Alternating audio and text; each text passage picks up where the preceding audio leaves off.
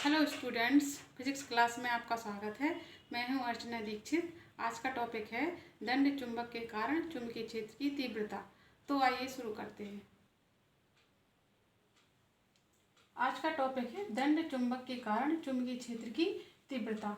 तो स्टूडेंट्स, इस फॉर्मूले को ड्राइव करने के पहले हमें कुछ परिभाषाएं पढ़ना पड़ेंगी। तो जिसमें पहला है ध्रुव प्राबल्य।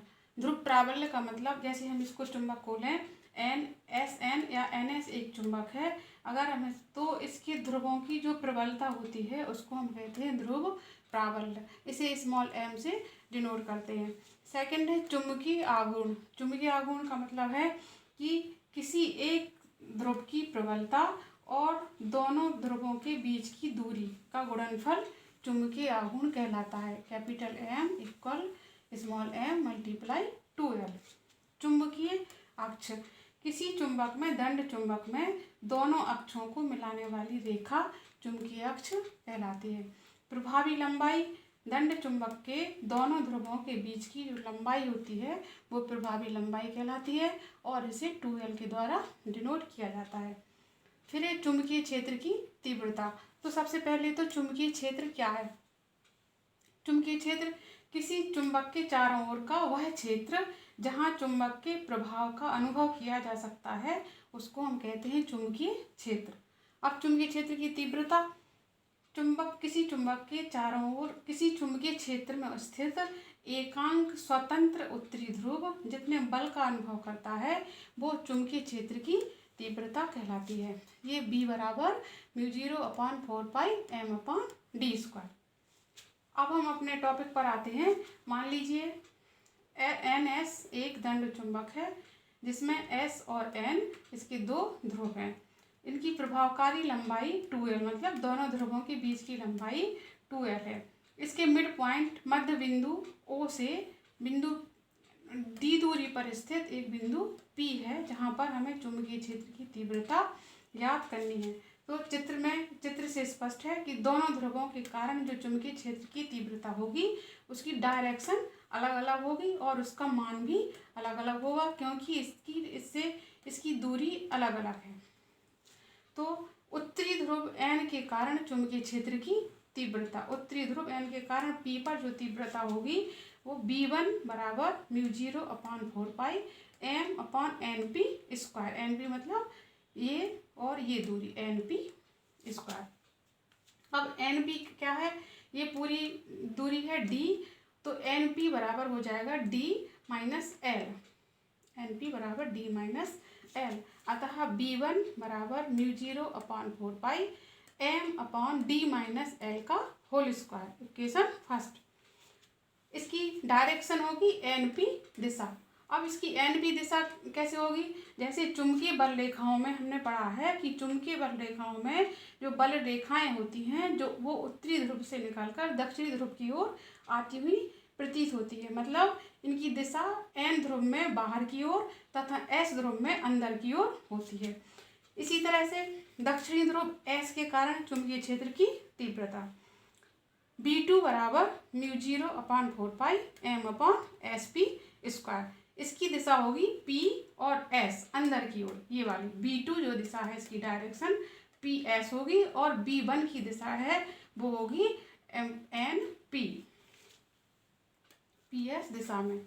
अब चित्र से SP दूरी कितनी होगी? S और P इतनी दूरी है, O से लेकर P तक है DL और ये हो जाएगी L। तो पूरी SP बराबर हो जाएगा D प्लस L। SP बराबर D प्लस L। अतः B2 बराबर μ0/4πm/D प्लस L का होल स्क्वायर। इक्वेशन 2। अब B1 ग्रेटर देन है B2।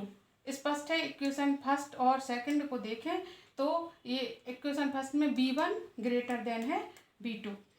तो B1 तथा B2 एक ही रेखा में तथा विपरीत दिशा में है। ये भी हमने देखा है कि ये एक ही रेखा में है लेकिन इनकी दिशा अलग अलग है, विपरीत दिशा में है।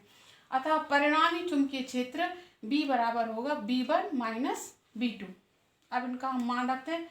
B बराबर μ0/4πm/D-L का whole square minus μ0/4πm/D plus L का होल स्क्वायर।